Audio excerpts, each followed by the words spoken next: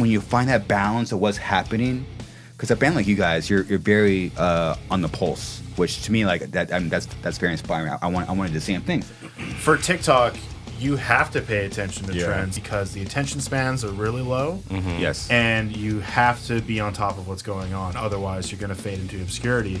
Whenever I need music gear, I always go to sweetwater.com. If it's mics, headphones, or studio and recording gear, Sweetwater has you covered. Next time you need any music gear, support the podcast by using the link in the description and comment section below.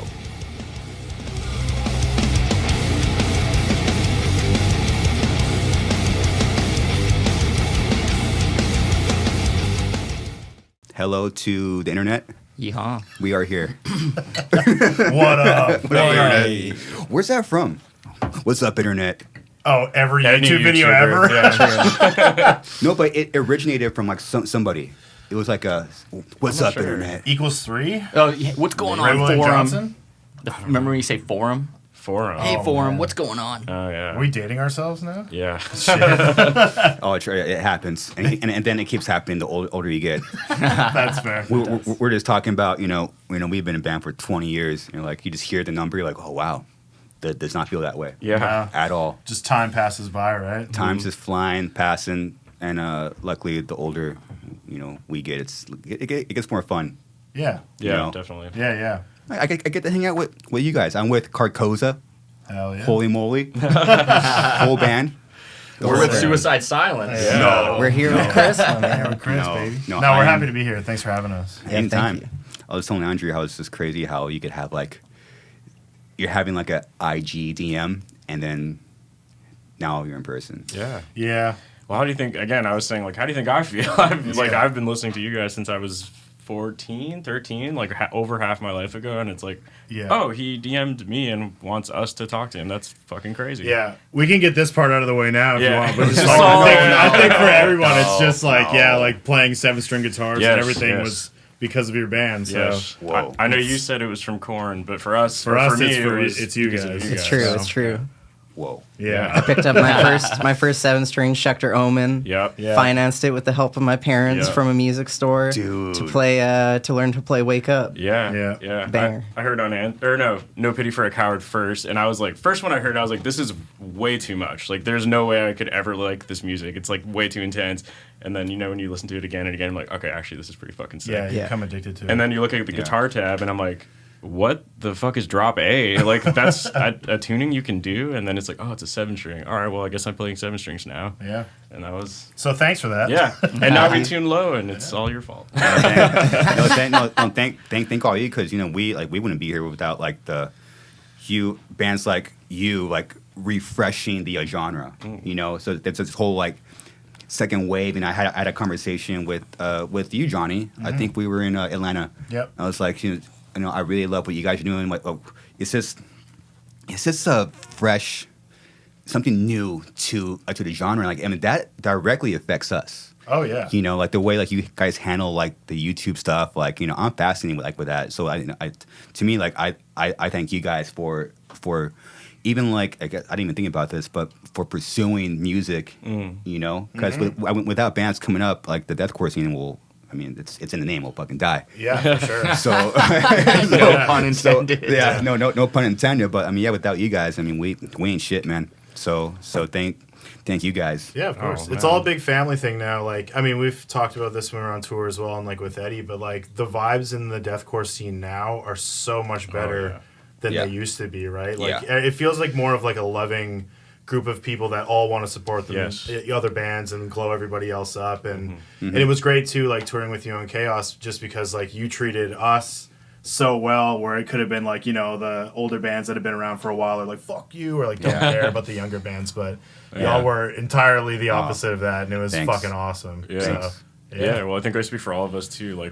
When we used to play in more giant metalcore, whatever, and we never felt how we feel in deathcore ever. It was always very much everyone just was clawing to get to the top, and I don't know, it just felt very much like a competition. It Whereas in felt deathcore, toxic. it's It was always very been, toxic, yeah. Yeah, in deathcore, it's always been everyone just kind of fucks with each other and genuinely wants to help, and it's very cool and Yeah. very different than what we were used to in the past. So. Yeah, it's awesome. Yeah, it's great. There's like this camaraderie. Yeah. You know, everyone their friends, everyone's trying to help each other. You know, yeah. Back then it was very different. It was very different. Yeah, a lot of dog eat dog, eh? Yeah, Yeah. a lot. You know, obviously we won't mention the band names, but you don't want to like. It sucks when like the right bands tour together too late. You know, Yeah. it just sucks, man. Yeah. You know, Korn did it right. They fucking took out Limp Bizkit, Orgy, Rammstein at the fucking prime year. Oh god, that's what's so fascinating. Yeah. What an God. era. That It's was crazy. era. It's kind of crazy how we're all here, like you know, with the drop bass, semi-string guitars. Yeah. How it's just like the big circle, like Korn, new metal. Now we got it, and then like, you know, bands like you know, you guys are playing seven strings now. It's so, and where's it going? Well, we go way lower than know. 7. Yeah, we're doing 8s. Yeah, we do 8 strings in like drop E usually, but we have songs that do like double drop A is what we call it, which is like an octave lower than a 7 string. Oh my goodness! Because I don't know, because We have all of these yeah. tools at our disposal to kind of like Yeah. not like we play in one tuning, but Yeah. we don't bound ourselves to that tuning. Like Yes. Yeah. if you have the technology that allows you to do whatever you want with the instrument, why not just fucking do it, right? Yeah, of course. You know? It's So- why it's there. Yeah, exactly. Use know? everything that's at your fingertips. That's like bands like Brand of Sacrifice and everything too. Like Yeah. the guitars are fucking crazy. Yeah. But it makes it fun and it makes it interesting instead of just, you know, the same chugs that we've been Yeah. playing for 20 plus years, Yeah. right? And again, shout out to like Humanity's Last Breath. Like we basically are copying what they did, and they taught us how to do it. Like literally, the guitarist or one of the guitarists from that band was like, "Here's exactly how we program all our stuff, and now we know how to do it too." And it's like Another part of the camaraderie Yeah. thing that we're talking about. like Yeah. they could have easily just been like, "Fuck you, figure it out," but they were like, "Hey." It took me a long time to figure it out. Here are some tools that I thought were useful and Yeah.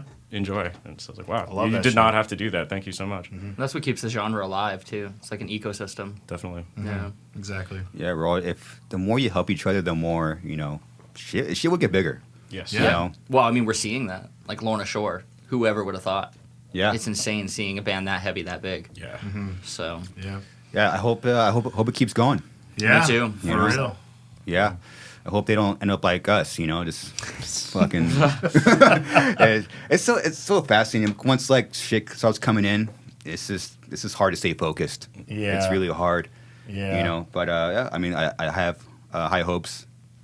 Yeah, I think know. it's in the best state it's ever been in right now, you know? It's exciting, dude. It is. I'm fucking pumped. Yeah. This is the It's like, most, where's it and it's going? like from a financial standpoint too. It's Yeah. just the most lucrative it's ever been right now at this point. Like Yep. you get to, you know, we use Lorna Shore for so many examples, but like them getting to tour with Gojira and Mastodon, like that's huge for everybody in this room. Like it's not only, it's great for those boys, and I love them and they earn that, but it's a trickle down effect. It's that domino effect. We're all getting the benefits of that, which I fucking love. Yeah. Man. It's Yeah. great. We all worked so hard to get here, and it feels like we finally got there. You know. That is the thing. Yeah, we all, you know, you guys work so hard, man. Especially being, which I'm curious about you guys. So you're from Vancouver. Approximately. I guess like, you tell people that, but Yeah. Yeah, the surrounding areas. exactly. I've been around that area a couple of times in my career. It's an interesting place. I remember going to either like the Rickshaw Theater or the Vogue and walking down the street. Something simple as going to Starbucks and I'm looking at people shoot up. Yeah. It's I was rough, like, yeah. not really exactly something that I see often anywhere else, but for some reason it was a thing more than once in Vancouver. Yeah. And like I was like, you know what? Like, what's it like growing up there? Well, I didn't grow up in the city, but these guys could definitely attest to that more, like going to shows growing up there. Yeah, I mean, I've never lived in Vancouver personally. I've always lived in like smaller suburb cities that are like half an hour away from it. But obviously, like I've been there tons of times. I used to work downtown, and yeah, it's as terrible as it sounds to say. It's almost like because you grow up there, you're kind of like desensitized to Yes. it because it's just like everyone just, yeah, this is a thing here, and nobody really does anything about it. You just like walk past, which is when you say that out loud, it's like that's fucking insane, obviously, but. Yeah, it's almost like, I don't know, just you're so used to seeing it that it's like, oh yeah, that's just how, you know, this venue is. It's just like that. And it's been that way my whole life and it still is like that. So. Yeah, it's kind of interesting too, because like before COVID, the ecosystem with like the homeless population in Vancouver was a lot different. Like East Hastings that you're talking about, like the rickshaw. You know, those people might seem scary because of what's going on and they live on the streets, but they just do their own thing. They have their own social structure and ecosystem. Like, they don't want to bother anybody. No. They just want to live. Like, they're trying their best to live. But after COVID, it got a lot more desperate. Like, it got a lot worse. Like, the downtown core, like where the Vogue is on Granville Street, like, it's really dangerous down there now. I don't know what changed, but it's like there's a lot of stabbings and all that stuff. Like, women getting sexually abused. Like, tons of that is happening down there right now. And I don't really know, like, what the answer is to that problem. Oh, no. But it's been such, like, a persistent thing in Vancouver for so long. I hope they figure it out. Yeah. Like, you know, you got, like, Snoop Dogg coming in, and he's like, yo, y'all need to figure your shit out. Yeah. Because this is bad, man. Like, yeah, I mean, we've seen bands play at, like, the Rickshaw, for example, and, like, on stage, they'll be like, not joking, like, I hope everyone gets home safe tonight. Like, they're actually just shocked by how crazy that area is. Yeah. Well, like, and we're just like, oh, yeah, when we played with y'all on the 10-year cleansing tour, like, our Galactic Pegasus opened for you guys in Vancouver. Oh, shit. A long time ago. That was us. That was us. Yeah. I didn't know that. Yeah, with a pawn and stuff. Oh my goodness. Yeah, but that Small venue world. that you guys played, the Imperial, it's shut down now because of the homeless population that, like, essentially took over that lot. And the owners couldn't even, like, do shows because people were getting attacked and stuff like that. That was like They were the getting heart attacked. of that area. Yeah, it's it the was heart really of that bad. area. So now it's gone because of that. That's so unfortunate, man. Yeah. I don't even think they're. I mean, we won't get too far into it, but yeah, there's this. Oh, you have pictures of Vancouver, man. Oh my goodness. I've read that it's like one of the worst streets in North America. I think it is, yeah. I've seen that. Definitely in Canada. It goes a lot deeper than just like homeless people and addicts. I believe that a large portion of it started when they closed down the Riverview Mental Hospital, which is like a couple cities over, and it was like a really not nice facility, very outdated facility for like people with mental health back in the day. Wow. And when they closed that down, I think a lot of people had nowhere to go, and that's kind of how that started. They kind of just shipped them off to Vancouver, and they're like, basically. Yeah. Well, it was that too, and then the 2010 Olympics as well. They were just getting, because the city was trying to make the city look more approachable for, you know, the world was coming into, be in the Olympics. And then it just totally fucked everything up as well. So we got a problem down there. But I feel bad because, like, bands will come in, and if the rickshaw is the only experience you've had in Vancouver, your perception is like, wow, it's dog shit. But it really isn't. It's just this area is bad, and it's where our most popular metal venue is. yeah. So. Yeah. Oh, that's what it is. So when an idiot like me comes in driving, it's like what is? Is this what everything is like? I'm trying to get a Starbucks coffee, and they're shooting up literally like right there.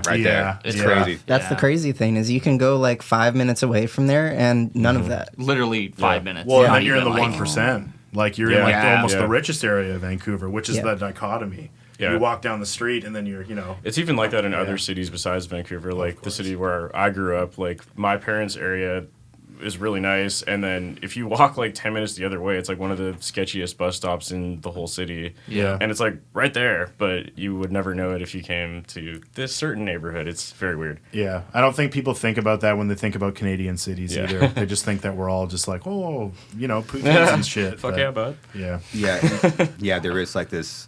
Oh, Canadian, they're overly positive. Yeah. I mean, we are, for the most part. It's just shit also sucks sometimes.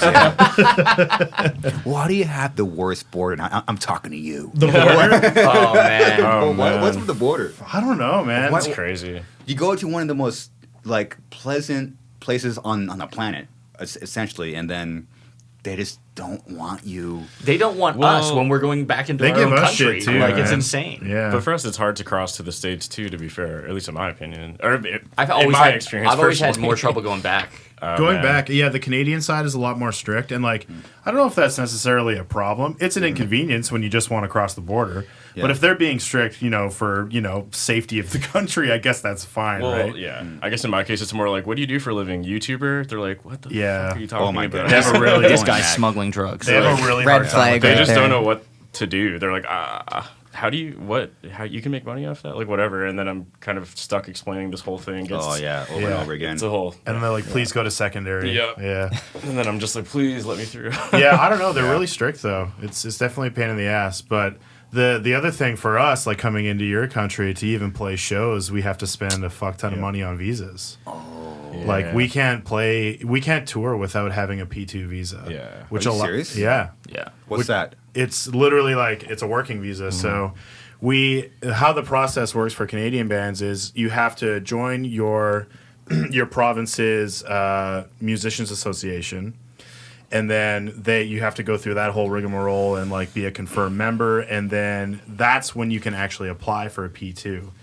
And it's like this massive, list of things that you have to check off. Like everybody has, passports and all that kind of stuff. But you have to lay out your itinerary for every single show. You have to have signatures from every single venue that proves that you're going there. What? Yeah. Yeah. And It's like insane. when I submitted the paperwork, it was 162 pieces of paper.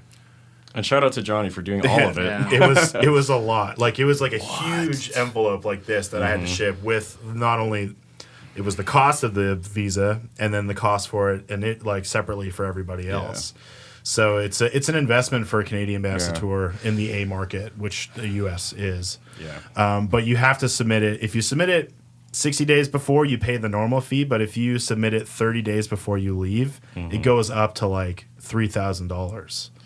Which Per is person. per person. Yeah.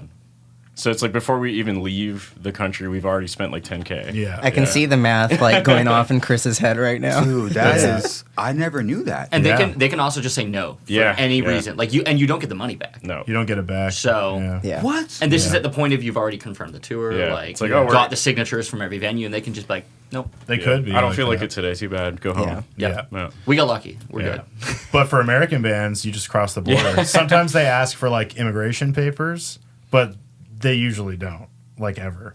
So Yeah. Yeah. USA, Canada. baby. It's crazy, man. I Well, think, then- yeah.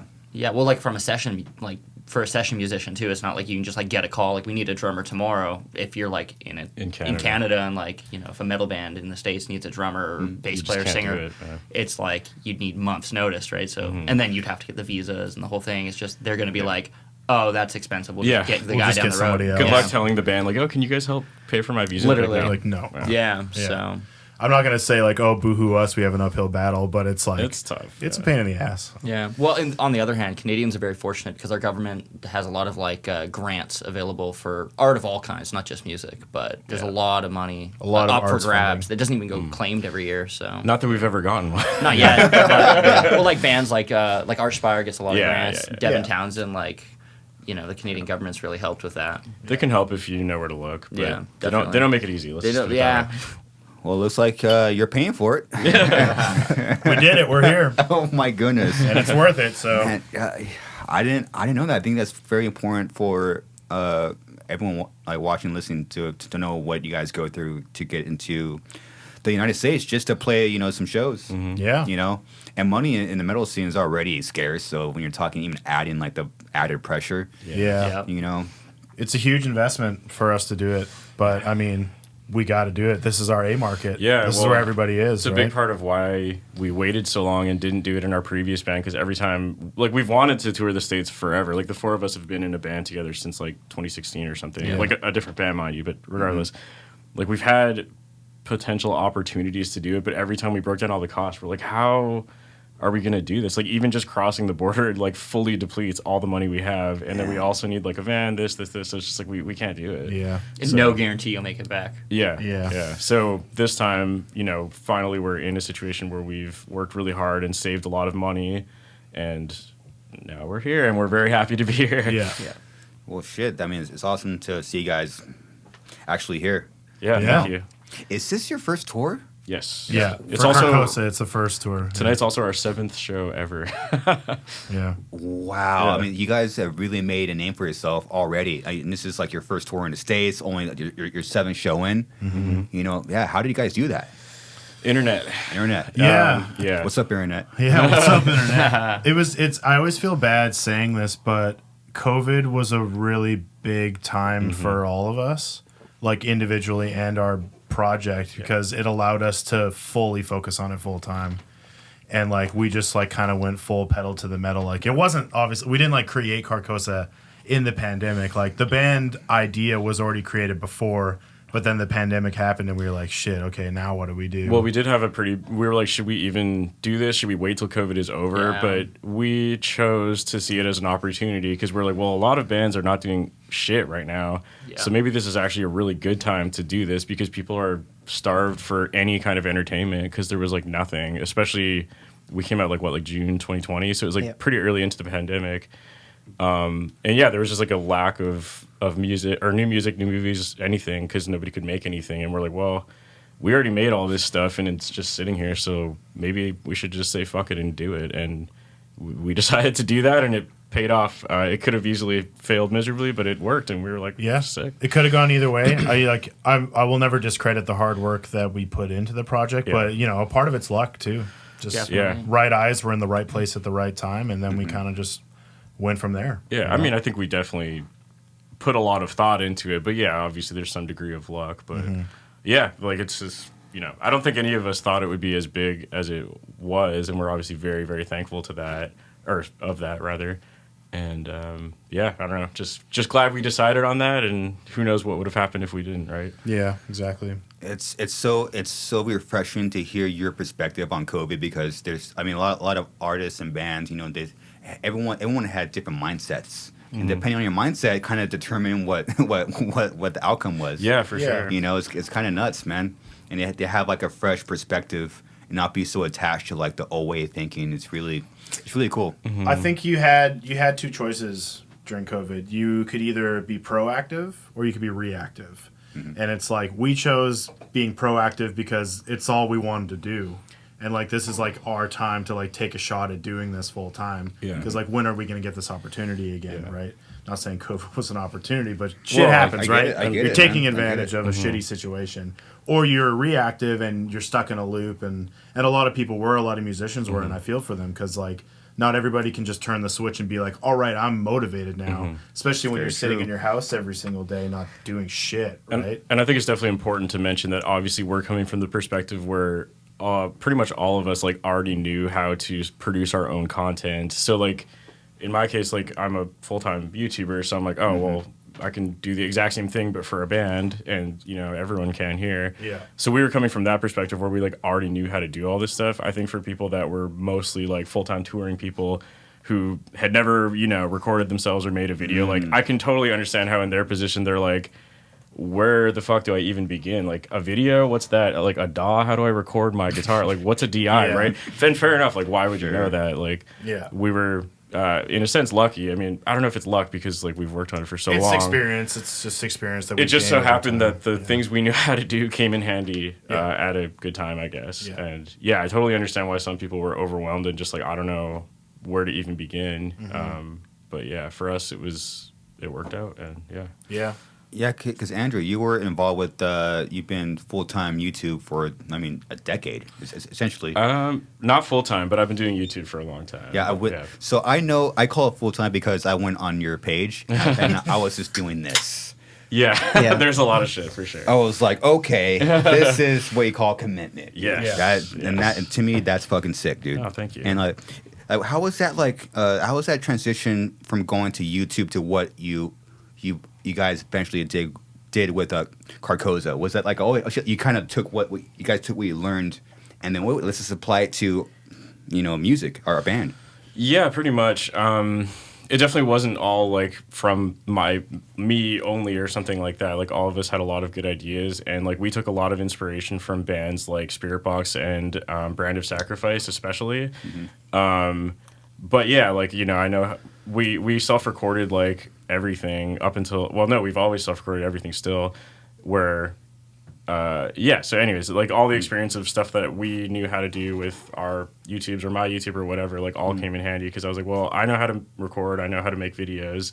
So it's like we still want the professional music videos, but any other content, like I can do that. Or even for some of our music videos, like we literally just bought rolls of green cardboard and just duct taped it all to my parents' garage wall. And like that's how we filmed the video for Vermin and for Nihilus, was just Walmart green screens taped to a wall. Yeah. And I just got my cameras I used for YouTube and put them out, and I had like a sheet of paper, and I was like, all right, we're doing this shot, this shot, this shot, this shot. And like it cut down the cost a lot because I was like, well, I filmed everything and then we just need someone to edit it. Or we recorded everything ourselves, and we only need someone to mix it. So that's like why we were able to afford to do all the things we did, is because like everything was way less money, because I was like, well, we have a bunch of skills collectively. Yeah. And let's use that to our advantage. It's like, yeah, we might not like some videos like are maybe like too big of a scale for us to do personally, or some mix ideas are a little bit too hard for us to do, but like that's okay. Let's just do what we can. Yeah, And, it's great that like everybody in this band plays a role and we function as a group, which is great. Like, I mean, before the pandemic, like Cooper didn't do merch before, and Cooper takes care of all of our merch, like everything. Sick. So like Cooper worked his ass off and learned a skill that, you know, profits the band, and it's also fun and creative, and he does a fantastic job at it. You know, like just having those people being able to function on their own, but bringing it into the full band like just makes it a healthy process, you know. Yeah, you guys are a real band. Something like that. Thank you. Thank you. How'd you guys actually meet? Ooh, good question. Start from the beginning with you guys. All right. So like you said, I've been doing YouTube for a long time, and a lot of what I did was like out of necessity, is what I always like to say. Is like I didn't have a band, so I was like, I guess I'll learn how to record myself. I don't have a drummer. I guess I'll learn how to program drums. So eventually, I started writing my own music and just like putting it up on YouTube. And then I didn't have like any friends at the time that listened to metal, so I would just go to local shows by myself because I was like, I got nothing to fucking do, might as well. And then I started meeting like other people who were into the local scene, including Cooper, and he joined our first band, Galactic Pegasus. And then, you know, like we got along really well, so we've stuck together over the years. And then over time, a bunch of lineup changes. Johnny comes into the fold as our bassist, which is hilarious now. Same thing, and then eventually Travis came in. So, yeah, that's kind of like the short version. But it was basically like we had this original band, and people just gradually joined until we finally found like, all right, these are the 4 people that we all get along most of the time. And Of course. And, you know, we all seem to have the same goals and understanding of each other, and like we all have different skill sets that actually work really well. It took a very long time to finally kind of put those pieces together. That's like the quick version of the story. Sorry, go ahead, Coop. And for timeline, like it was 2012 when we first met and started playing together, which was 11 years ago now. And then Johnny, you joined in 2015? 2015. Yeah. So it's still 8 years ago now, quite a while. And then Travis, 2017? I think like January 2017. Yeah. So Johnny's story is crazy though. Yeah. You should hear that. I always love telling it because it's just so fucking random. But Yes. yeah, like I was saying when we were in there, like I went to music school in Nelson, British Columbia, in the Kootenays, and I went as a guitar major, and I came up playing bass because I brought a bass to school, and everyone's like, "Oh, you play bass? Everyone needs a fucking bass player." So Including this guy. yeah, which was great though because I Smart. built up a lot of chops. I got a lot of work. You know, I got to do some cool shit, which is great. But yeah, I played in a country band for about 8 years, and it was fine in the beginning, and then I started to fucking hate it. I was like, the paycheck is not worth this anymore. I just really don't like it. And it's not as though I don't like country music. I don't like playing stadium country music was really starting to like wear away at me. Really? Like really poppy stuff. I was just like, man, this is so disingenuous. This isn't who I am. Like I just can't attach myself to this music anymore. But after college, I wanted to move to Vancouver to start my music career and, you know, see what I could do. And I looked up bands from the area, and the 2 bands that I looked up were Galactic Pegasus and Angel Maker. And I was like, oh, it would be fucking cool to go to these shows and like meet these guys and see what happens, you know? So I moved to Vancouver. I don't know anybody. I'm just going to shows, doing my thing. And Andrew makes a post on Facebook, and he's like, "Oh, has anybody done like a metal Uptown Funk cover before?" What? And I had just done one on my own because I just fucking felt like doing it. And I messaged him, I DM'd him, and sent it to him. I was like, "Yeah, like I did one. Check it out," or whatever. I was like, "Yeah, whatever." Yeah, whatever. Shut the fuck up, right? And then I knew that Galactic Pegasus at the time didn't have a bass player, so I was like, "Hey, and just, you know, don't mean to be that guy, but if you need a bass player, just let me know." And then it kind of just Well, I think I was like, send me a video of you playing a song then, and you did, and I was like, oh, you fucking is pretty good actually. Yeah.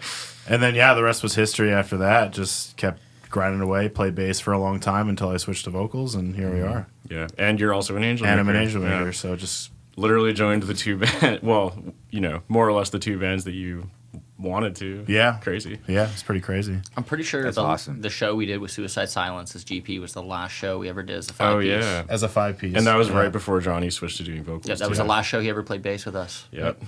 Whoa. Yeah. Full circle moment. Definitely full circle. Yeah, for sure. That's full circle, man. So you went straight. You talk about love, Johnny. Like you went straight from country music, the paycheck, but you just knew that like this is not who I am. Nah. You know, it was really toxic. Like, country music is awesome, and a lot of those guys, like a lot of those Nashville session players, are so fucking good. They're like better than you would ever think that they are.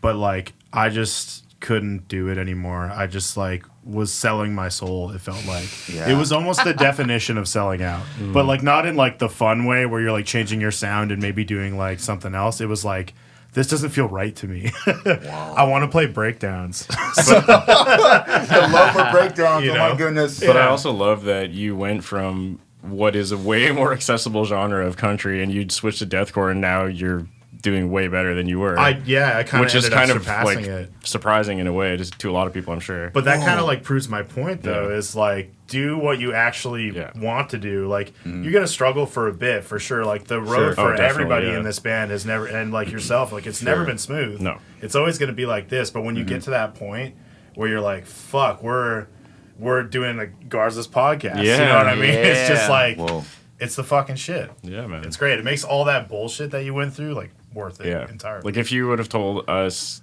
even like 3 years ago, as recently as that we would be here right now playing a show, I'd be like, yeah, no, that's not gonna fucking happen. No, not at all. So, up until yesterday, I was still like, I don't even think this tour is real. And I still don't. And then we played a show, and I was like, I guess it's still not real. I guess people like us. Oh shit. Yeah. Oh my goodness. Yeah, man. Travis, how was it for you?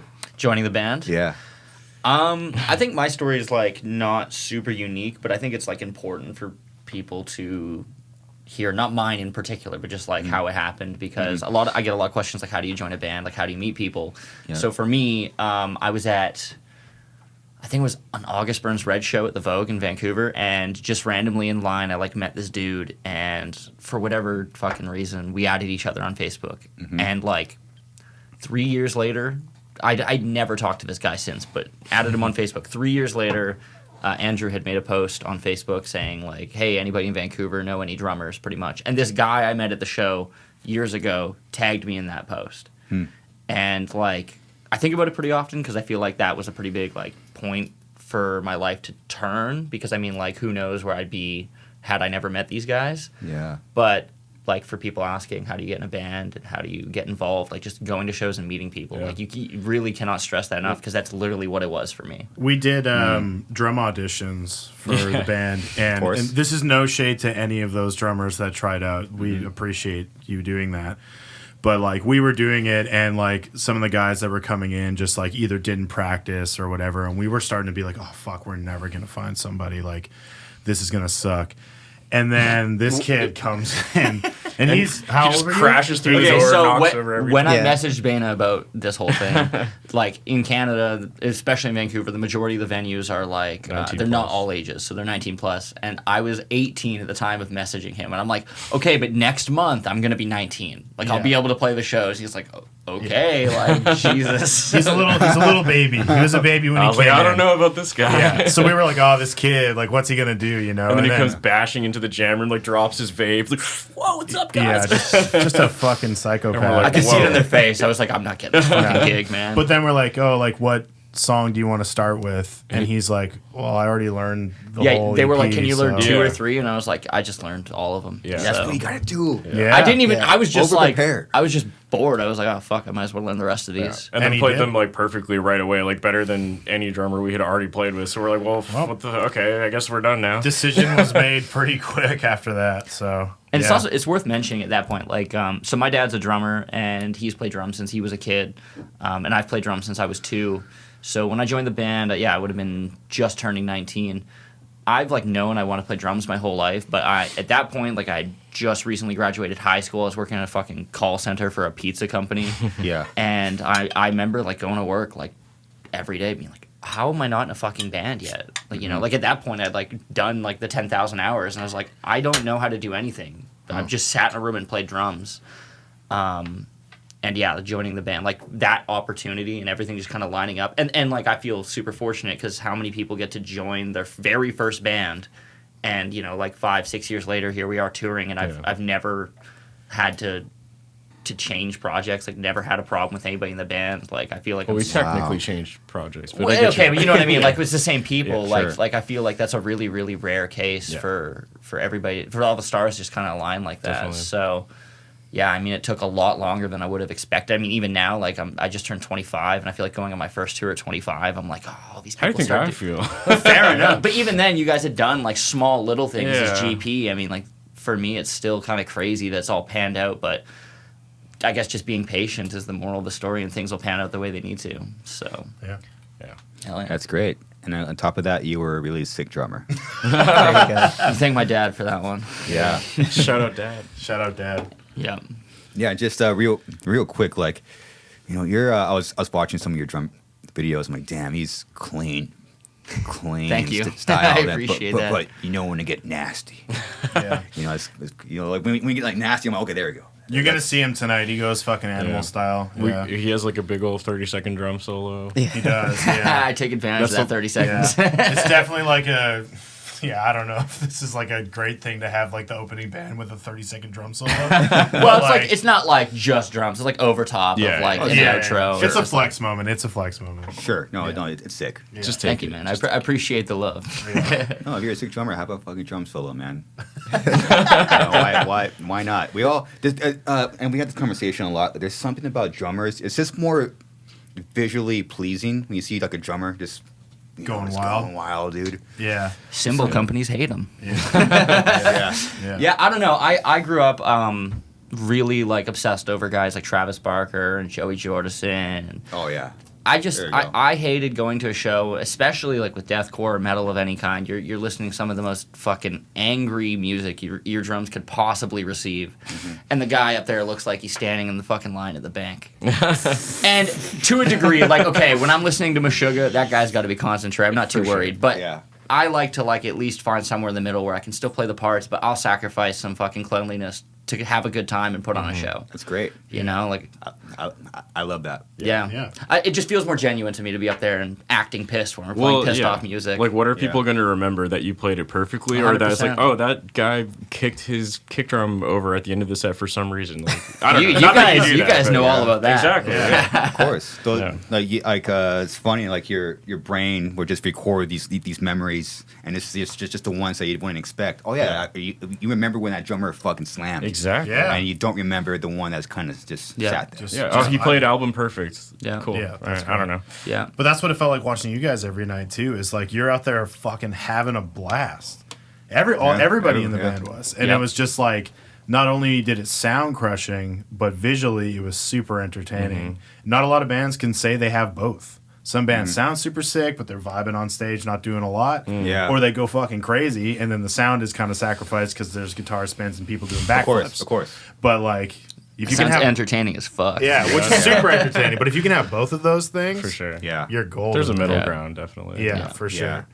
Yeah, that's why we have just simple riffs. Yeah, same. Exactly. Right. Well, that's 2-1-0 is it. Yeah. That's sort of what I love about like the drums or just our music in general. Like it's not super easy, you know, the parts are very fun, but it's not like, as far as deathcore drums, I mean, like, I would never go see Lorna Shore and expect Austin to be standing up as he's fucking like doing 400 BPM double kick. Like, you just can't do it. Fucking 4,000 100%. Yeah, like, fuck that. Doing a fucking chug riff. Yeah. And we got the easy job. But with us, I mean, the music is just in the middle of like, it's complicated enough for us to have a lot of fun playing it, but it's simple enough that we can just kind of turn our brains off and have fun and lose control a little bit. Yeah, you kind of have to pick one, like, you know, I like choosing like the no brain. Just fucking turn it off and fucking start headbanging. Yeah. No 100%, thoughts, just man. breakdowns. Yeah. Exactly. I like that. No thoughts, just breakdowns. That's a T-shirt idea that's right a there. fucking t-shirt. Yeah. Wow. Print it. Run it. Copyright it now. Do it. That's why he's our merch guy. Yeah. There we go. Gosh, just breakdowns. The best ones kind of come from no thoughts too. It's kind of interesting. Always. Definitely. It's like when you write a fucking joke song or something and it ends up being super dope. because you were in such a free and just fun mind space. Like, I'm not going to think about it. I'm just going to do whatever. And then it's dope, you know? That doesn't happen all the time, to be fair. But it doesn't happen all the time, but when it does happen, you're like, well, I'm glad I didn't like think about it that much. Exactly. You know? Yeah, you're right. Sometimes it could be a joke, but then like something serious will come out of it. So it's so crazy how that works out. You know, a riff or an idea. You know? And for you guys, you started posting. You started having these like viral clips, and some people call it luck. I don't. There is like, so I was very curious, like when you started going viral, like how did you start? What was your process to start generating ideas? Look at me. Man, I don't know. It's like a combination of looking at what other YouTubers or content creators are doing, and that usually helps me think of ideas. Or sometimes it's just, honestly, like, I think it is a bit of luck, to be fair, where, like, take our stupid, like, breakdown call-out videos, for example. Like, those are, like, it was, like, a 30-second idea. I was like, what if we do breakdown call-outs, but we read Cards Against Humanity's cards? Like, that was the extent of the thought. I didn't think it was going to go viral. We just did it for fun, and then it did. So it's almost ironic in a way, because I usually feel like the videos that we try less do better. And I think I've always been trying to like crack that code of like why, because there are some videos where I put so much effort in and I'm like, oh, this video is awesome, people are gonna love it, and nobody gives a fuck. And I'm like, why are these videos that we kind of just do and see what happens do so much better? And I think it's because people can like just tell you're having fun. That's the only way I can make sense of it. It's the same reason like unboxing videos of guitars do better than a guitar review. It's like, in my opinion, I'm like, well, the guitar review has like way more information and is more important, so to speak. It's also a genuine reaction. But people want to see, like, this is you unboxing the thing and trying it for the first time. It's your genuine reaction and your stuff. I don't know. There's something with people can just tell if you're having fun or not. It's true. And that the same thing for music. Like, for us, it was, you know, there was some thought, especially in like Nihilus, where I was like, okay, like we're gonna make a ridiculous video where we're gonna have like all these pop culture references, blah blah blah. Because for that, I was like, well, this will probably help us, you know, potentially go viral. Yeah. And it definitely did to some extent, but there were some other videos like A Plague, our first video, which is like pretty serious, you know, kind of playthrough style video. Yep. And that the thought process behind that wasn't to go viral. It was just like, we need a music video, and it just happened to work. So I don't know. I would love to give you some insight, and like make it sound like I'm really smart and know how to go viral, but to some degree I have no idea. You can say like, you know, whatever, we just came up with shit and it happened and whatever. Yeah. But like there is a side of it too where you pay attention to trends and things that are going on. Like for TikTok, you have to pay attention to trends, otherwise you will flatline quicker than you started. You know, like you have to have your finger on the pulse on that app because the attention spans are really low. Yes. And you have to be on top of what's going on. Otherwise, you're going to fade into obscurity. Like, I mean, Andrew and I's breakdown call-outs did well for a really long time. They're definitely on the downfall now. They're on the downfall, but we also kind of slipped a bit and we haven't been paying attention to what's going on in the app as much. Yeah. So we're, you know, our numbers are a lot less than they were, which is fine. Like, you know, everybody has their heyday. And like I said, attention spans are short. If you move on to a new thing, you move on to a new thing, and that's fine. But like even, you know, for Carcosa, like doing social media, you pay attention to trending sounds, trending videos, and like these two in particular are really good at being like, this meme is popping off right now, let's try and incorporate it into our music. And then I have to convince them that I'm allowed to post it. Sometimes I'm like, fuck, I don't know if that's actually funny or if we just think it's funny. I'm like, trust me, bro, it's hilarious. Yeah. And like, you know, the hit rate is here and there, but like these two are actively thinking about that shit all the time. So like, yeah, a bit of it is like, we're just putting out content and seeing what happens, but it's also like, we're still paying attention to shit. We live on the internet. That's where our like that's our jobs. Yeah. So and also like I've been doing it for like 10 years, and another part is like always, or not always, but like not being afraid to like switch what you're doing. Because like if I was still doing the exact same videos I did 10 years ago, I would have given up forever ago. But like I've gotten to the point so many times on my channel outside of Carcosa, and I'm sure it's going to happen to Carcosa too, because it happens to almost every band, where like you're doing something, it's going well, it keeps going well, and then all of a sudden it doesn't go well. And you're like, fuck, now what do we do? Or what do I do? And being willing to accept, like, okay, this isn't something people are into anymore. I've got to try other things. And being willing to have an open mind and be like, okay, like what else can I try? And understanding that it's like if you just keep trying stuff, eventually something hopefully will work. In my case, it has worked, but yeah, I've had to basically like reinvent my YouTube channel like so many times because it's like, oh, this type of content is working, and it's dead. Fuck. Okay, now what? I guess I'm gonna try this. No, that didn't work. Try this. No, that didn't work. Try this. Oh, that did work. I'll just do that forever. 5 years later, that doesn't work anymore. Now this. So you kind of just always have to be trying new things and seeing what works and what doesn't. And there's this like really not dumb. There's like this artistic or musical brain thing that musicians do where they're like very against doing the same thing twice. You know what I mean? Because like I think a lot of people, or musicians especially, like they're like, well, I did this, so I don't want to do it again because I've already done it. And for content creation, it's kind of ironic because that you can't have that mindset. Like, again, look at our stupid breakdown call videos where it's like, at first when we did that, I was like, well, we already did that. Why would we do it again? But then if you do it, it's like, well, people liked it, so why would you not do it again? It's just like changing your mindset and being willing to be like, this is what people like, therefore I'll do it more. And also having a purpose. Like, the purpose of those is like, I want people to see these, laugh, and hopefully if they actually like metal, then they will go to Carcosa or my channel or whatever the case may be. But it's like you want to funnel them to the things you actually care about, maybe. Repetition legitimizes. Yes. Yes. Yeah. Sounds like you guys just didn't stop. You know? Yeah. And maybe without knowing, you train yourself to have an open mind.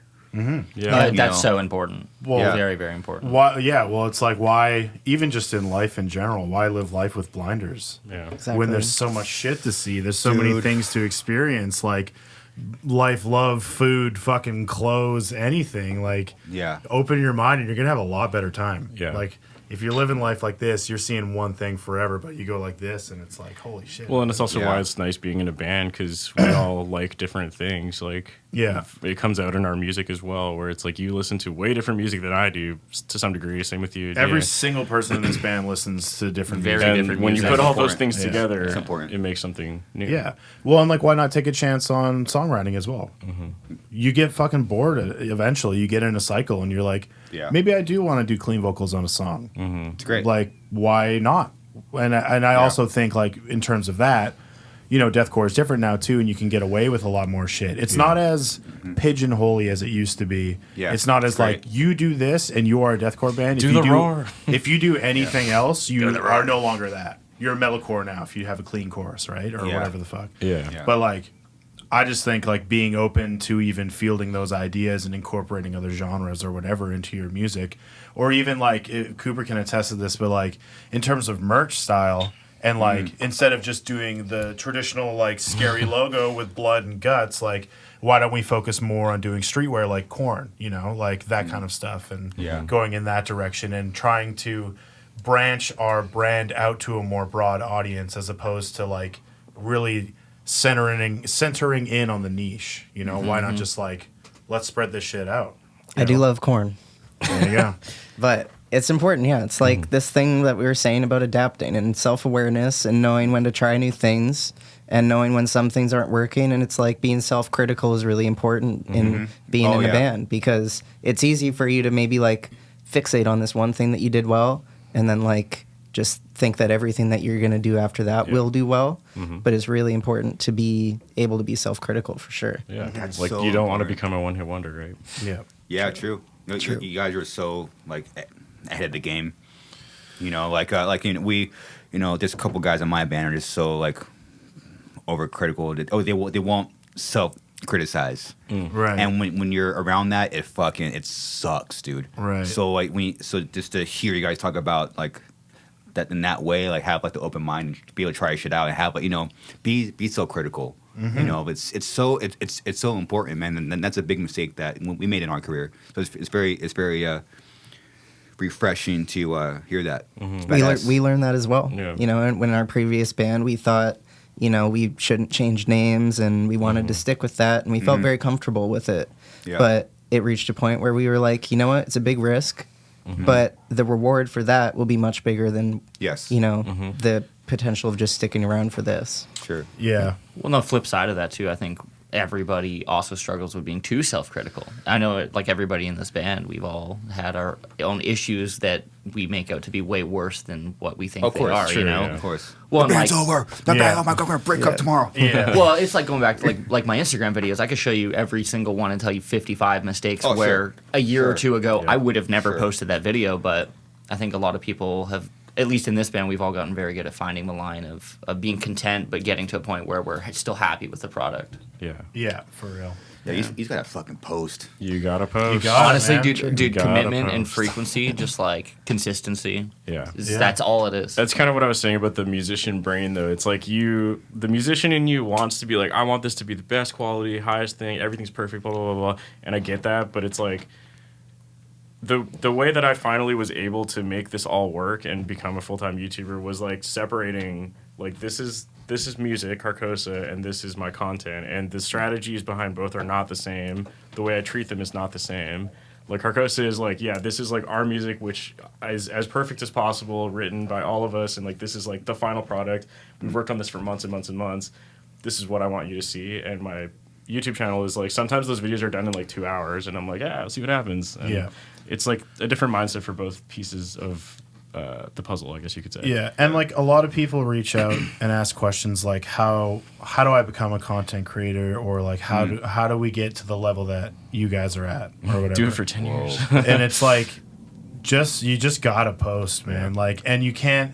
The thing is, like, a lot of kids, and like Travis can attest, everybody can, but like everybody compares themselves to other people a lot, and they're like, if I'm not doing that, like, if I don't shred like Jason Richardson, if I don't play drums like Travis Barker, if I'm not as loud and as crazy as Alex Terrible, then I'm not good. Yeah. But that's never the case. It's just like those guys all put in their 10,000 hours too. Of course. They looked at other people and they were like, I want to be like them. Yes. So if you look at it as more of like a driving factor, like, I'm going to do what I can to get to what that is, like my idea of like being successful or sounding good or whatever, then like let that motivate you, as opposed to being like, If I'm not that good, if I'm then I not that suck, good, yeah. I shouldn't even try. But it's like, you got to put out some shit that kind of sucks. You can't be before, perfect. Oh, yeah. before you start putting out some shit that's kind of dope. You know, like it Totally. takes some time, and you just got to be willing to put in the time and the grind. Yeah. Because it's not just gonna. For some people, it works overnight. Good for them. That's awesome. Sick. Congratulations. But for the other people, like everybody else, For like, the rest of us, we gotta fucking grind. You know. But even for the Yeah. people that it does work overnight with, that's kind of what I was saying, is like being willing to change too. It's like there's been a lot of channels or musicians or bands or anything where like they have gotten that seemingly instant success, but the next challenge for them is like, how do you either replicate that or continue it? And that is a whole It's the other hardest part. challenge. Yep. It's the And hardest yeah. part. Yeah, and that's like a whole other task. It's like, just even if you do happen to get lucky or go viral, can you actually make that sustainable? Can you actually make a Yeah. career out of this? Can you actually make your band like? And the answer is really fucking hard. I think And- long term, like getting viral immediately is probably harder because you get very pigeonholed. You know, if you have out of nowhere 1 million people that know you for one very specific Oh, thing, yeah. Yeah, it's really that's true. hard to do anything else, right? Yeah. As where, like, for some of us, like, you know, we just fucking yell into the camera or play blast beats over fucking Barbie Girl, and people are like, cool, blast beats, awesome, rather than, you know, doing one specific gimmick. So Yeah, but it's like music too. It's like you Yep. write an awesome debut record, and they're like, "Well, what are you gonna do next?" do that forever, but also Oh, do it yeah. different Yeah. enough that it's not the same. Oh, but also, if God. it's too Right? different, I don't like It's it. fucking frustrating because you're That's like, tough. I want to grow and evolve, but then there's this audience of people being like, just do what you did and I'll be happy. But then there's other new fans being like, I don't know what your band is, but I want to try and get into you. It's like this dichotomy. It's this balance, right? And then you're also Yeah. trying not to let that get to you, because you're like, I want to make what's true to myself because it's my music, and it's a whole Yeah. I think that's always the best route to go, though. thing. Just follow your heart. Yeah, You know, yeah, that's a wonderful. That's That's very cute. very cute. is this a love story? got me this Yeah, far, that's right? what it feels like. Wow, just follow your heart. Hey man, you guys are fucking over here talking about strategies, and I'm just like, I don't know. I just felt like doing this follow today. your heart. I just played drums since I was 2. It's fine. Yeah. When did you start playing drums? Actually, 2 years old. 2 years old. I got these guys He are gonna posts the roll same their photo every These guys are month. gonna roll Oh, their here we eyes, go. but I got the photo. He posts somewhere. the same photo every month of him playing drums when he was 2. I posted got like it right on twice. deck. 2 years old. Yeah. You better be good. Well, you better judge him so. tonight. Just stare right in his fucking eyes and just put all the pressure on him. I still literally have no idea what I'm doing, so. Yeah. Same. Oh, dude, same, dude. Welcome to the club, man. You think I know what I'm doing now? Yeah. You kidding me? My goodness. We're all guessing. Yeah, we're all just... Just play breakdown. No thoughts, breakdowns only, was it? No thoughts, No just thoughts, just breakdown. breakdowns. There you go. 210, 210, 210. Let's keep doing that. Yeah, exactly right. Well, that's what, yeah. Oh, did I do a 0120? Oh, damn it. Fuck. Yeah. Say it's ruined. Yeah. That must be I wonder what it's like for people that truly know what they're doing. What do you Oh, mean? you? Like music theory? Yeah. Oh, I don't This know. is the funniest conversation this band has every time we write music. Let's go. I mean, I Let's went. go. Oh yeah. Is this you too? That's me on my dad's drum kit. Check that shit out. Look at that. There you go. 2 years old, dude. Ripping. Just shredding. Woo! That's why you're good. There you go. It's badass, Rip it man. up, baby. Obsession. That's sick. I'm not good at fucking literally anything else. So. You're it all pretty- balance out. You're a really good scooter. I think you need to give yourself more It's fair credit. enough. boy. Yeah. Yeah. I And rip on the Heelys. scooter. Yeah. But yeah, Johnny knows music theory. Nobody else does. To some. But Somewhat. Johnny's like, he Yeah. went to school for this shit. He understands it all. Yeah. I don't know anything, dude. I learned guitar by learning Suicide Silence tabs. Oh So my I'm goodness. like, I don't know what I'm fucking doing. I'm just copying this band, and this band, but combining all three to hopefully make something that's a little bit unique. I don't know. Maybe. It's probably not, but I'm trying. So I don't know what the fuck I'm doing. I'm just like, yeah, here's this. And Johnny's like, yeah, it sounds like a E Phrygian something. And I'm like, tell me what notes on the fretboard to play, because I don't know what that means. And then I do, and it's fine. Yeah. But there's a really healthy balance between, like, you don't have to know theory to do fucking anything. Honestly, sure. you don't. A lot of people put a lot of pressure on themselves and like, well, maybe if I knew like scales or blah blah blah, it would be better. It's like, there's a real benefit in just writing with feel. And like, even though I have theory knowledge, when I write music, I write with feel first. Like, I never even like Andrew hates this, but when I write songs, I write everything in 1/4. I don't do 4/4. I don't put any time signatures on. I just do 1/4, and I just write whatever I feel. If there's crazy shit going on, I'll figure it out. Don't worry, after. Andrew will do it. Andrew will later. figure it out. He'll figure it out later. That goes for me, too. Yeah, but I just like, I don't want to bound myself to being like, well, I have to write this in E Phrygian, and if it's not E Phrygian, then I'm gonna be fucking pissed. Like, I don't care. Like, you know, You do to some degree, because then I'll be like, what if we do this riff? And you're like, that's not in key. And I'm like, sometimes. We found the trick, motherfucker. But then our solution is like, all right, we'll just tune down the guitar even lower. Yeah, and then we come back to pitch shifting, and then we just fix all that. Carcosa exposed right here. Oh my goodness. But yeah, sometimes I'm like, playing with the rules is fun, and you know, it makes sense. And it's more of like, I use any kind of theory knowledge more for songwriting, like structuring. Structuring to me is more important than anything else. How you structure a song, what is the flow like? How do you get to these points? How do you build to these points? Yeah. That is an art in itself, and that doesn't necessarily require theory at all. Yeah. That's like just a feel thing. Like, in one of our last songwriting sessions we literally took a Chelsea Grin song and we stretched it out to a different tempo, not the exact same tempo that it was at, and we literally just divided it up, you know, via structure. So like first chorus, and because we really liked how the song flowed. Yeah. And then we put it in a session, we got rid of the song, and then kind of just like wrote to our own skeleton of like the structure of a song to try and like, because you can puzzle the pieces, you don't have to write everything in order. You can write your bridge first and then work backwards. Or Very true. Write your chorus first and work out of your chorus. Or sometimes you write an intro and you're like, I already know where the song is going from here. So it's kind of nice to just play with those tools. But yeah, like, whatever, you know theory or you don't, it doesn't really matter. Look at like Misha Mansour, like from Periphery. Like, he doesn't know theory. He's just writing whatever the fuck he wants, and it sounds cool. Sick. So Yeah. do it up. It definitely works. I just love fucking with you. Yeah, it's fun. Andrews. The key of E. Last tour ever. Come see him now. Last tour. Holy Yeah. shit. Get smarter. So actually, one quick question for you, Johnny. Talking to any kind of musician that does not know theory, that does does what we do. Yeah. You know, what would you say? Hey, maybe try learning this. Maybe like you're talking to me. Right. Yeah.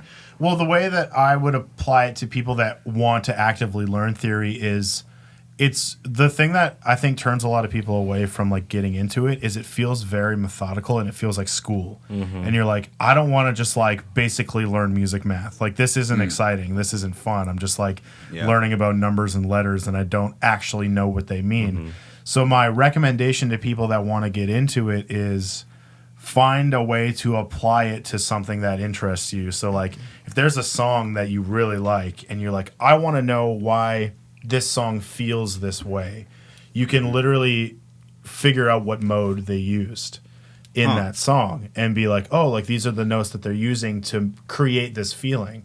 And then you're like, I'm going to try and use that mode. And then you learn about the mode, you learn about what notes they are. And then you're like, I'm going to apply that to my own thing. You know, like do things that excite you because then it'll like learning about it will be a lot more exciting than just being like, A flat, B flat, like looking at like reading sheet music and stuff. Like that shit's boring. But if you're doing it to a song that you love, you already know inside and out. It just gives better context. And then it gives you the tools to maybe use what you learned and put it in, you know, a different context, right? Interesting. I like how you put it towards, you know, put it towards a song that you already know and love. Yeah. You know, I do the same thing. This learn a song you love. Yeah. Because it's like you don't feel like you're practicing. No, you're just having fun, and then you're understanding why you like it, or like I said, like modes and stuff, like scales and all of that. All of those are feelings more than anything. Like Phrygian makes you feel like you're in Egypt or something, right? Like that is a particular feeling. Like minor makes you feel sad, major makes you feel happy. You know, like that's all they are at the end of the day is just vibes. Yeah. So. Or you could look at a Guitar Pro tab. Or you could just read tabs. Andrew's pissed. So mad. So fucking salty. So mad. Yeah. How do you guys come together and like write? Like what's like the writing process like? Usually what happens is like the three of us will write the music and then we'll give the files to Travis without drums because like.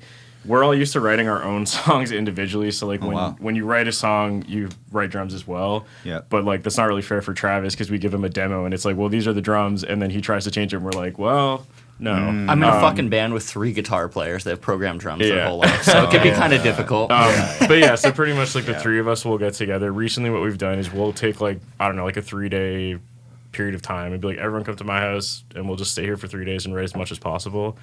And we'll basically just literally hand each other a guitar, and it's like, who has an idea, record it. And like, if sometimes there's like something where like I'm like, I have this like riff idea, and I'm recording it, and I'm like, cool, that's like 10 seconds, no idea where to go from here. And Johnny's like, that's in the key of blah blah blah. No, I'm kidding.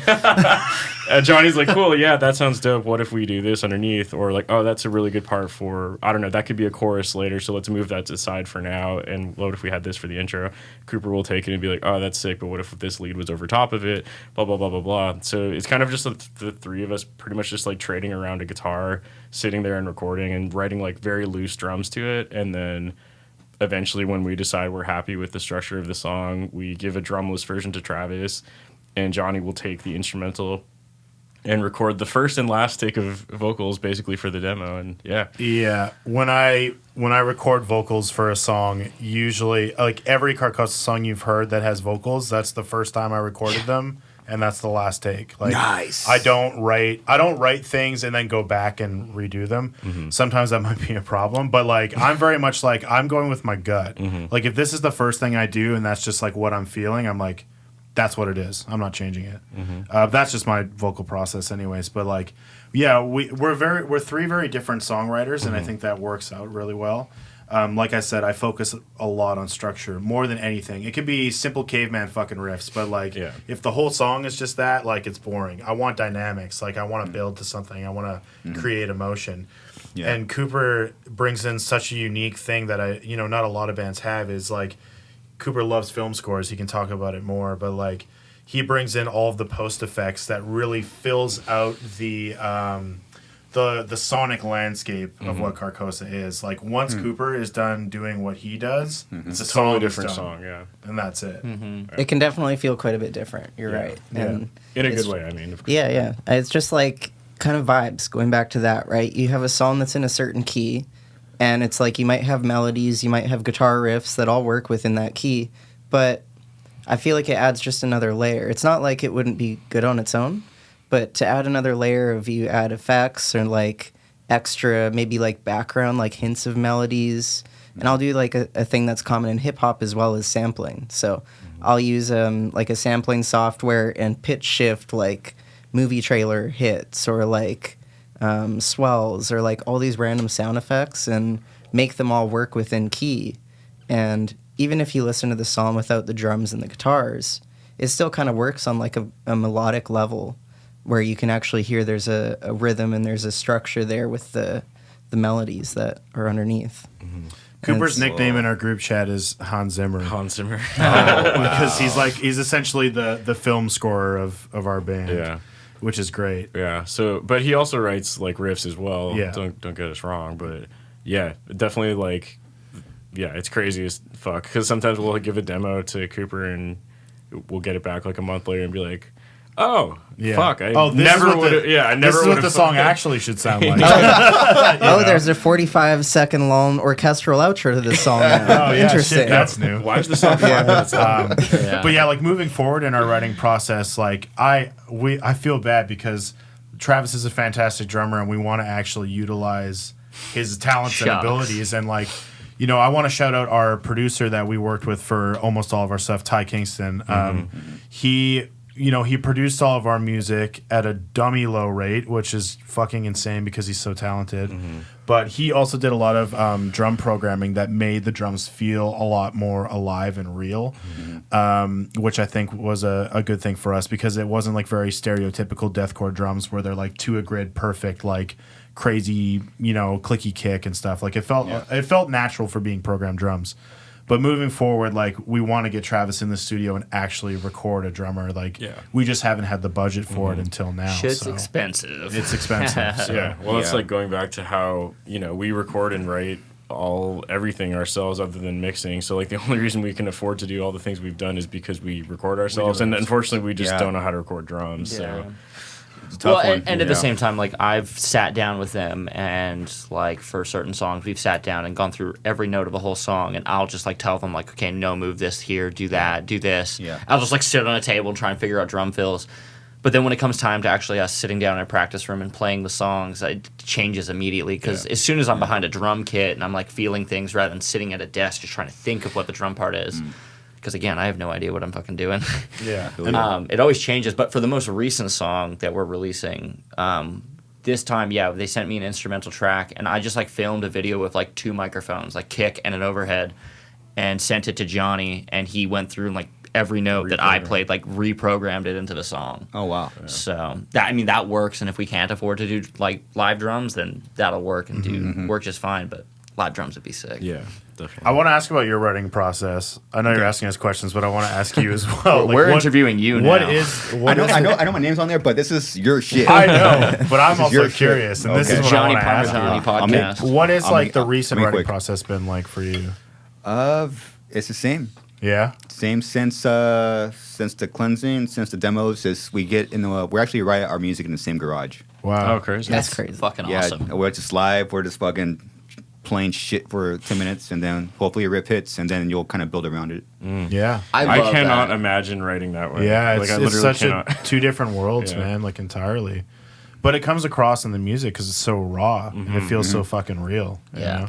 I love to hear that bands are still doing shit that way. Because, like, growing up with my dad, like, listening to fucking Van Halen, I was like, that's how music's made. So joining this band was, like, complete 180 for me. I was like, what do you mean we don't learn the song until it's already on Spotify? Like, what are you talking about? So I love hearing that, especially bands in this genre still do that. That's fucking awesome. Yeah. That confuses me because I'm used to everything being perfect because that's what I grew up with. And then when I try to cover Suicide Silence, I'm like, what is the tempo of this song? And it's like, oh, there is no tempo. The drummer just kind of did whatever he wanted. I fucking love that so much. Going. And like it is very rare to see that now. It's like Slipknot and you guys and like maybe a couple of other bands I've ever covered where I've put the song into my DAW and been like, I have no idea how to figure this out because Body it's not Snatcher, man. Yeah, Body Body Snatcher. Snatcher and Knock Loose. They're both True. Beautiful. Yeah. I think that style is coming back a little bit more, where It is. bands don't want this like perfect thing anymore, which is cool. Which is sick. It was really oversaturated for a while, to be fair. So it works both ways for sure. definitely. I think I That's mean, just to throw my opinion in there. Yeah, do it. real quick. I think if every band should make a decision and do shit as far as longevity, long and wide. You know, Yeah. just whatever is best for your band. You know, think of it as like a longevity. You know, we do the same thing. People will do something, people will hate it, but for me, I think about it like I don't really care because I'm looking 10 years ahead of you. I'm looking 20 years ahead of you. Where am I going to be when I'm 50 playing shows? Yeah. You know, make any song or record. Sometimes you got to put out a stinker. You have to. Yeah. Or whatever works for your band, which surprisingly is hard to do. Figuring out what's best for you and your band, it's I don't have the answer for that. A lot of inspection and just knowing who you are. You know, and that's it always kind of ties into like the writing process. You know, like what's best for us. But in a perfect world, I would like to see bands combining like the future, because to me I like spreading like the eras like this, like you're about to fuck, you're just like you're fucking, or like a pit, you're like boom, like, Yeah. I like you use the old school shit that works, boom, but you also use the extreme future stuff, but combined it. Now I don't think each side is better than the other. Coming from like an old school band, I don't think the old school is better than what Carcosa is doing. It's just this. When you find that balance of what's happening, because a band like you guys, you're very on the pulse, which to me like that. I mean, that's very inspiring. I wanted the same thing. So basically, like we're trying to like. By trying, I'm trying to convince the guys to stop being fucking jaded, and like you basically like you combine them both. There's strengths in both sides. Yeah, you know? for sure.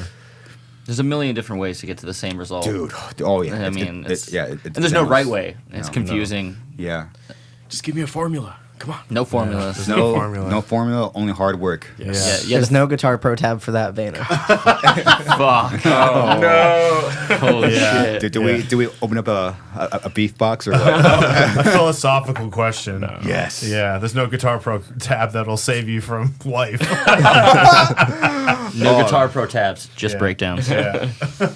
Yeah, it's shit. That's a box to be opened. Yeah, and life, man. Life and putting your life into the music. Yeah. You know, I think that's what I think we're all doing without maybe not even knowing. Oh, yeah. You know. I mean, everything I've ever written for this band is usually incredibly personal. It's just kind of, I want to feel what we're playing. You know, it's very easy to write about blood and guts and killing and shit, but like it's also, it's hard to write about real things that have happened and emotions and stuff like that. But I think that in writing about those things, it's cathartic for yourself, Sure. and it's cathartic for other people that have gone through similar things, and that's like kind of not necessarily a thing that's predominant in deathcore. It is now, but back in the day, it really wasn't. It was very much like writing about one or a select few particular topics. Sure. But I would say that's something that we've borrowed from hardcore is like writing about real shit that like feels genuine, and like that's the only kind of music I want to write. Is like stuff that feels emotional, like whether that's like a sad emotion or just like fucking pissed. Like if it's heavy, it's heavy. If it's emotionally heavy, it's emotionally heavy. Like the last song on our record, like Absent, we played that song at 2 festivals, and I never want to play it again. I just really don't. It's an emotional song that I wrote about a particular situation that affects all of us, which is like losing friends to suicide and mental health, and I wrote a concept record about it, and that's the final part of the story. I can't do it. It's too much. Like I just don't. It's hard to go back and relive those moments and think about it, but at the same time, it's cathartic to write about those things. And for people that came to see us at those festivals, like somebody in our scene had passed away, Matt Depper, and it was a really emotional thing for everybody who was there to hear that song, and it was just like it hit home. And I'm glad that we did it, but like I can't do it again.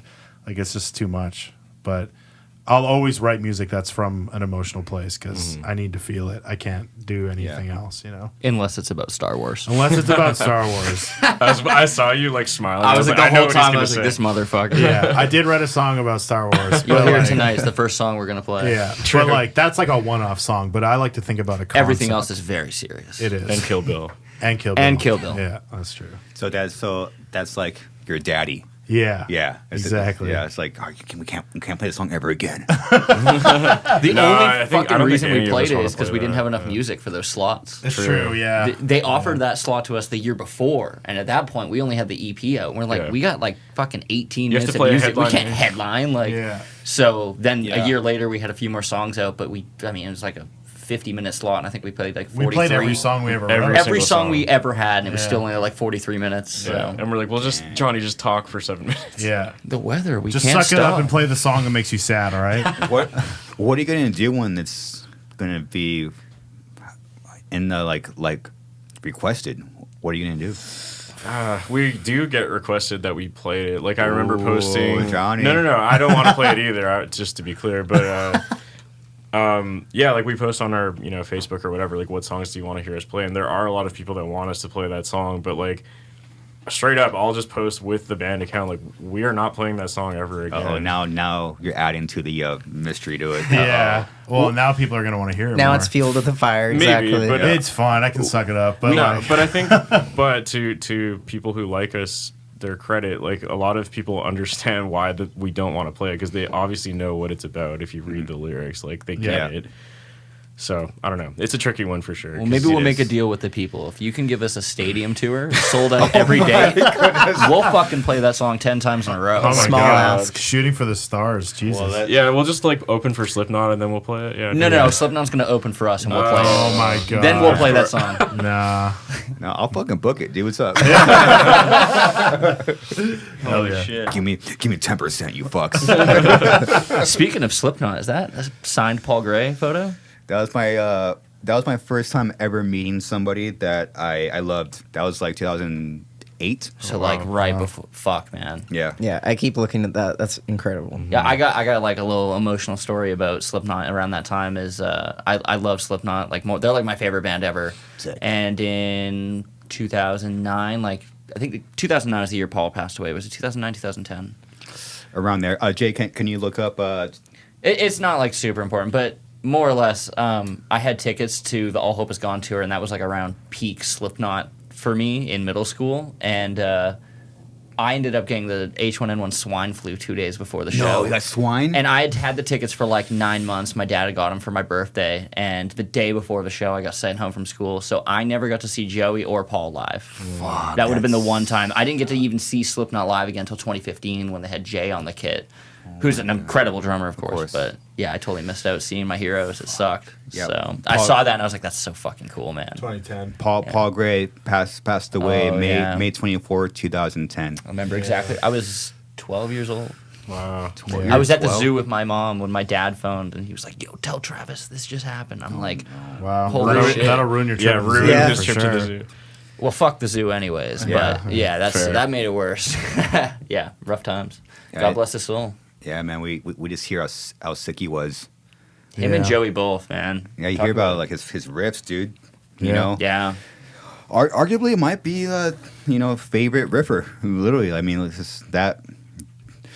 I can only imagine the amount of riffs he wrote. Obviously, I don't want to put words in Slipknot's mouth because there's a lot of inside shit going Of course, on. yeah. I see going back and forth. But from what I hear, he does a lot of writing and talk about one of like part of the soul. When someone passes away, that's part of the soul, man. It's so fucking hard to. Yeah. Yeah. It's tough. Well, and same with like Joey when he left the band. I know Joey had a big hand in production and like riff writing and.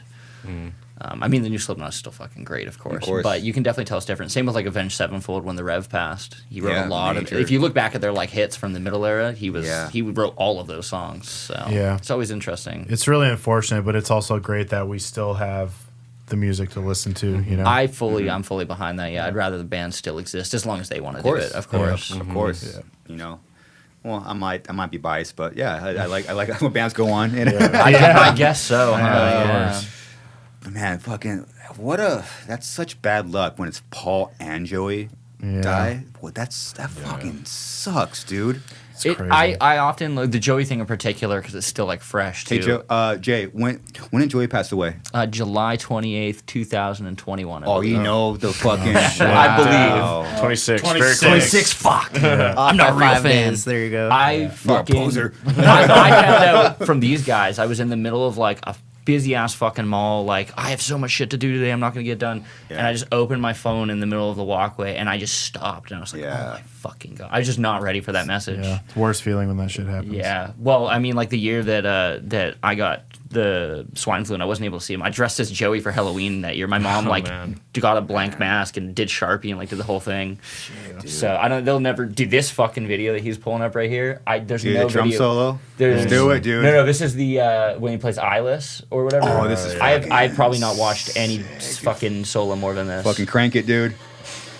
Rest in peace, Joey. Yes.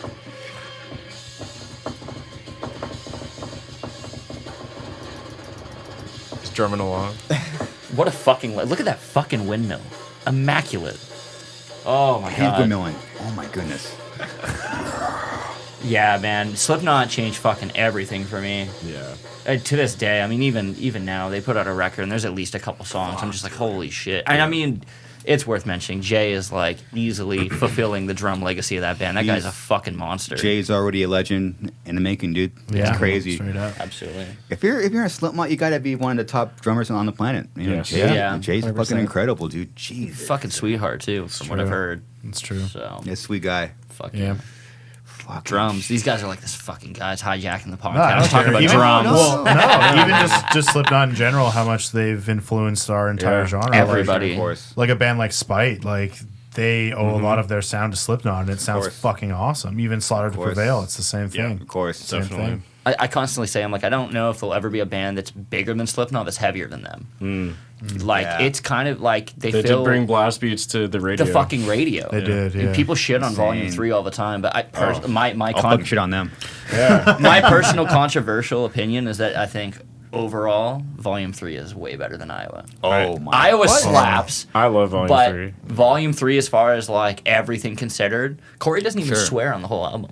Really? Because people were like, oh, he just is an edgy guy that uses fucking screaming The and fuck shit word. and fuck and bad words, and so he just wrote the whole You know how we album. were just talking about censoring your YouTube channel? No, I'm kidding. Yeah. Shit, fuck. But yeah, I think Volume 3 is fucking perfect. Yeah. It is. We were just talking about it like a few weeks ago. Oh, the new metal thing. I saw that. That's like the record where it is actually a masterpiece. It's Yeah. fucking It's perfect. legitimately. Volume 3 like- is my favorite as well. Following like immediately after Joey's death, I really went into like a heavy like Slipknot renaissance, and re-listening to Volume 3, I was like, I fucking Dude. forgot how good like, every song is so good. Yeah. Did they win a Grammy for that record? They did. They have to. Yeah, they did for Before I Forget, I think. Yeah. Jay, pull it up. Did Slipknot win a Grammy for Volume 3? And then people don't talk about All Hope Is Gone, but for me at least, That's a great record. very nostalgic for me because I mean that came out around the time I was 10 years old, and that was like one of the first metal CDs I ever bought. So I have like a very Dude. personal attachment. Should I tell a story or not? I don't know. Fuck When- yeah, you should. Okay, so right when that record was about to drop, we were on that Mayhem festival, like the first one with Slipknot and Disturbed, and the record wasn't out yet, and fucking clown Sean was always creeping around our set. That was like the first time like someone's watching her. Oh my god! Oh my god. Yeah. He came on where we were and played the whole record and brought a fat blunt. Fuck And yeah. we all, and I'm not a smoker. At that point, I'm not a smoker. Yeah. But if Sean, It's like comes, Snoop Yeah. Dogg handing you, It's but like- you're like, I'm not gonna say no to that. Yeah. I'm gonna let go. Yeah. And whatever happens, I don't give a fuck. And he fucking Fuck. At that time, like buses had CD players. Yeah. So he brought a blank CD, put it in. That's sick. And then from open, we started passing around his fat joint. And what a fucking that was my first time hearing one of my favorite bands' music before it came out. Nice. Wow. And it's That's so high as fuck. Yeah. I understand why people don't love that record, but I will go down every Sure. time when this comes up. Is fucking Gematria? That second song is like Yeah. the most underrated Slipknot song. How do you say it? Gematria. Oh wow. I don't know how to pronounce it. I know. I'm probably fucking wrong. Oh I know my like the goodness. killing name in brackets. Sure. Oh Yeah. yeah. Yeah. That fucking song. is What an very- awesome experience, though. That's so cool. That's sick. That's fucking Hold it true to my heart, insane, dude. man. That is. Talk about like the fucking guy behind the scenes. Clown is People, Slipknot. you know, growing up, I used to listen to Slipknot, and being a drummer, I like understood the drums that were happening. I was like, why the fuck are there 3 of these guys? Like half the people in this band don't do anything. Sure. But now, like as a more experienced music listener and being involved in processes, like if you put on high quality headphones now, first of all, you will hear all 9 people doing something. And then also being involved in a band, you get to like, oh, that guy maybe doesn't write all the fucking music all the time, but he's like the producer that decides where the parts go where. Or in Clown's fucking case, like he's like pretty much the creative director for everything that happens. You know, like the vision. The fucking, and I mean, psychopath behind it. Fuck it, you kind of have to be though, right? Like endless respect to that guy. Everyone Holy has their shit. role, man. Whether there's 4 people in your band or 900. Sean is such a legend, dude. My goodness. If I could pick one guy that I could talk to, it would be Clown. Hell Be yeah. Sean. Because you could just uncover like the deep Slipknot shit. Yeah. You know? Yeah. Dude, shout out to Clown, dude. Holy moly. Shout out. Great guy, man. I mean, they're all great. I'm gonna listen to a shitload of Slipknot the second we get out of here. Hell yeah. Oh my goodness. One last question, and then you guys got it's load-ins right now. Oops. Oh shit. Whoops. That's all good. Oh fuck! I'm sorry, guys. Oh, I don't care. It was just flowing. I tried to stop it soon, but Don't worry, man. If there's one reason for us to be late to load in, I'll take this okay. one. It's either this, but the one that would top this is smoking a blunt with Clown while they show some unreleased album. No, you're good, man. Oh my goodness, dude. When you guys dropped Nihilus, I loved the promo before it came out. That was fucking Holy genius. shit. I love the vibe. Whose idea was that? That was mine. Because I just love corny movie trailers. Yeah. I fucking love them. And like, I mean, that music video is just all pop culture references. So I was like, this is easy enough to just do as like a movie trailer thing. So I got my buddy Adam, who is a professional voice actor. On TikTok, he goes by Noble Son. Cool. And I was like, can I get you to do the narration for this? Because you got that voice, like you're totally primed and you know what's up. And he's like, oh yeah, no problem. And he did it and he nailed it. But I have a vocal demo of me doing it. I still have it. Yeah, it's pretty fucking weird. In a world. But yeah, I just like, I don't know, I love that stuff. And it's also just not like a typical like song's coming out in 2 days. Yeah. Brr, and it's just like the song or whatever. Big things coming. Yeah, I like what we do. It's fucking dumb. No, but like if you have that content with those visuals, like you can use them for sure. But this was just like something a little bit different. That was So like, cool. I think people It was will funny, vibe. dude. Yeah. Fuck yeah. I was watching it. I was laughing. I'm like, oh my goodness. So But that's the goal, and it's like, we have $20. yeah. But like, why not was just sick. be honest and genuine about shit? Like we're talking about being genuine humans on the internet. Like I wear my shit on my sleeves. You know, I'm a fucking idiot, so I'm just always about that. And I feel like that's something that we really channel into our social media is like, we're just fucking idiot kids like just wait till you everybody hear else. stage banter. Yeah, my stage It's banter's just not pretty that shit. deep. Nothing is that. Nothing Well, it is, matters. It Just have is. fun. It is, but yeah. we also just don't take ourselves too Yeah. seriously, and I think it's just all about having a good time, you know? Yeah. Yeah, I think the scene, especially like the deathcore scene, needs bands like you guys, where it's just like lighthearted but still serious. You know, you guys add value to the genre. You know, it's badass. Really appreciate Thank you that. so much. It's That means a fucking lot. badass, Does mean a guys. lot. There's too You much know? negativity. You just gotta have fun. Yeah. Yeah. Yeah. Fuck yeah. Yeah. Well, thank you for being here. Thank you for making the drive. I know you guys have a busy schedule. I know it's only like the second day. You Oh, know, it's all good, man. Shit's still kind of chaotic. We're always going to But, make time for this. We'll make time for you Appreciate it. anytime. Oh, thank you. Fuck yeah. I appreciate it. Well, where can people find you guys? Anywhere on the internet, Instagram, TikTok, whatever, What's is up, Internet? at Carcosa, BC. Carcosa, BC. All right, everyone. That's it. Check them out. They're on tour right now. Fuck Holy yeah. moly. Thank you. Thanks, Chris. Anytime. thank you so much. Thank you.